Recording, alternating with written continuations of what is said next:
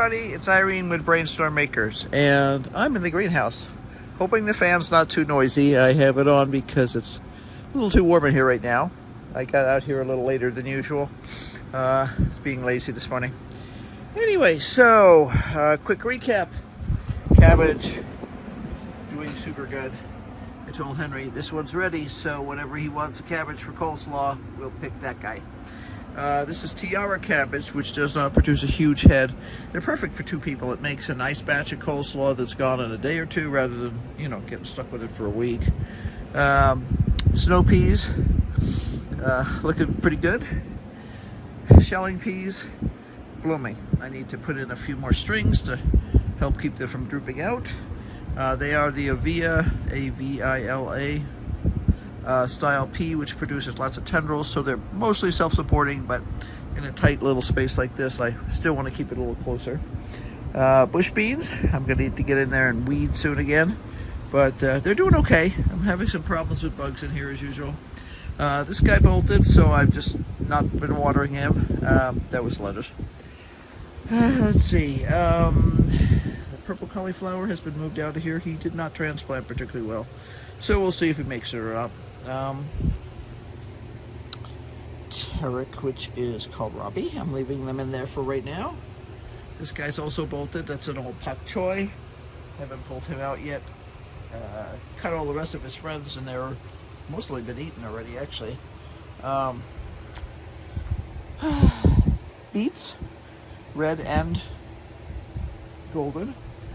Radishes. Henry's been eating those pretty regularly now. We had sort of a spotty turnout on the seaside spinach. You can see the big ones, and there's new ones coming up now because I replanted. I was like, okay, that's too sparse. I threw in some old seeds over there, just some pak choi and tiara and stuff to see if they'd grow. So far they haven't. That happens sometimes, but I figured I wouldn't waste them. I'd give it a shot. Spinach I've let go now. It's starting to bolt anyway. So we will have a gap in our spinach production. Beets, those are our previous batches, and as you can see, there's a few left, but not a lot. Henry's been enjoying those. Broccoli, almost time to pick a few more little side shoots, or in the case of Atlantis, which is this one, they don't produce big heads, they just produce lots and lots of side shoots, but you can see they're coming up there. And this is Emerald Crown, and that's a side shoot. So we're getting usually 2 meals a week out of the broccoli and mini broccoli, and the asparagus in the yard is producing now, so we're getting usually 2 meals a week out of that too. There's our other cabbage. Other than that, we're naked right now. We decided not to do the strawberry hydroponics until we get back at the end of May.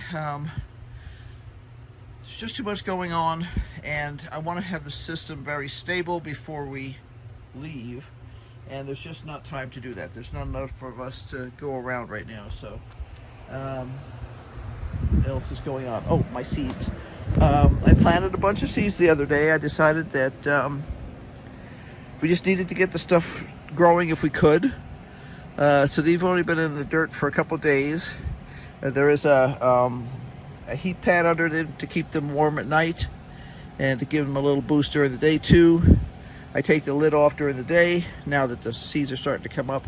We do have basil, and this is basil from Johnny's. It is a Prospera variety, which is one of the their new see, this one's a dwarf, and it's and dwarf is a relative term. These still grow 2 feet tall. But they are super resistant to all kinds of crud, like downy mildew and stuff. Other than that, that's the only thing that's popped up so far. Oh, I take that back. There's also a Thai basil popping up. That's good. But I have hopes that we'll get the stuff up and going so that I can have everything stabilized before we leave. All it has to do is get large enough so I can transplant it into something that can go into a big tray like this that will get watered. And just to keep it alive basically till we get back, and then we'll do something more with it.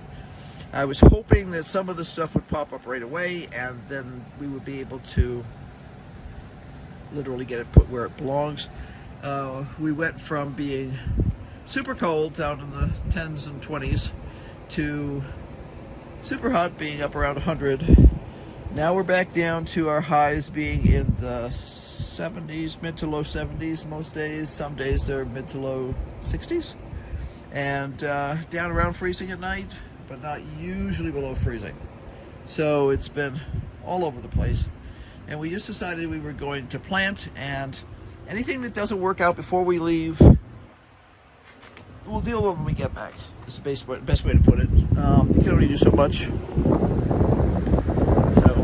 Turn off this fan now. Just needed to get a little air circulation in here. When I first got here, it was stuffy. Also, I like to bang these guys around a little bit because they're self-pollinating, but having them bang around a little bit's not a bad thing. Make sure you get better pollination. So that's it for right now. The yard is looking a little better.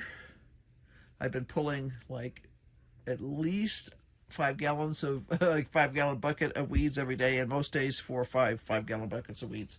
We have a plague of weeds this year, so I'm really working it. But that's it for now. The dog is hiding under the under the table, and I need to readjust the thermostat on that door down there. There's a fan over that, and I have to get going. I have other things that need to be done today. So to those who celebrate, happy Easter. It is Easter when I'm recording this. So until later, bye. Oh, and keep brainstorming, because obviously we are.